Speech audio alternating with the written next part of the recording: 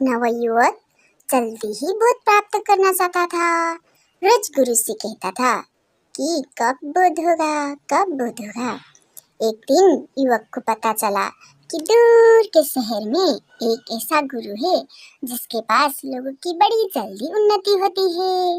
वो अपने गुरु के पास जाकर बोला, गुरुदेव, मैंने सुना एक गुरु है जो जल्दी ही उन्नति कर देते हैं, तो क्या आप मुझे अनुमति देंगे उन गुरु के पास चला जाऊं मैं? गुरु ने कहा, हाँ चला जाओ। वो लंबी यात्रा करके उन गुरु के तक पहुंच गया और जब गुरु से मिला तो गुरु ने पूछा, कहाँ से आए हो? उसने अपने मठ का नाम लिया। सुनकर गुरु के होठों पर मुस्कान आ गई। वो युवक 20 वर्षों तक उन गुरु के पास रहा। साधना करते हुए बड़े ही उतार चढ़ाव आए। एक दिन उसके भीतर साधना का कमल खिल गया और बहुत आनंदित होकर गुरु के पास गया और गुरु को प्रणाम करके उनको धन्यवाद दिया और कहा, आपकी कृपा से अंततः मेरी इच्छा पूर्ण हो गई। गुरु ने कहा, क्या तुम जानते हो मेरे गुरु कौन है? युवक ने कहा, ये तो मैंने आज तक पूछा ही नहीं गुरुदेव, कृपया आज मुझे बता दीजिए। गुरु ने कहा, बेटे, तुम जिस गुरु को छोड़कर आए हो ना, वही मेरे गुरु है।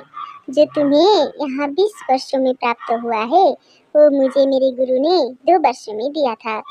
तुमने जब कहा कि तुम वहाँ से आ रहे हो तो इस नाते तुम मेरे गुरु भाई थे। मुझे तुम पर बड़ी करुणा आ रही थी कि अपने महान गुरु को महिमा को तुम पहचान नहीं पाए। तुम कहीं भटक न जाओ इसलिए मैंने तुमको ये रहस्य उस समय नहीं बताया, पर तुम जल्दबाजी के कारण और तुम्हारी गुरु के जांचने परखने को कमी के कारण तुमने इतना समय गवा दिया है। मैं जानता हूँ कि अगर तुम वहाँ रहते तो शायद ये कार्य आधे समय में हो जाता, क्योंकि गुरु तो गुरु ही है, कोई चेला गुरु के बराबर नहीं कर सकता।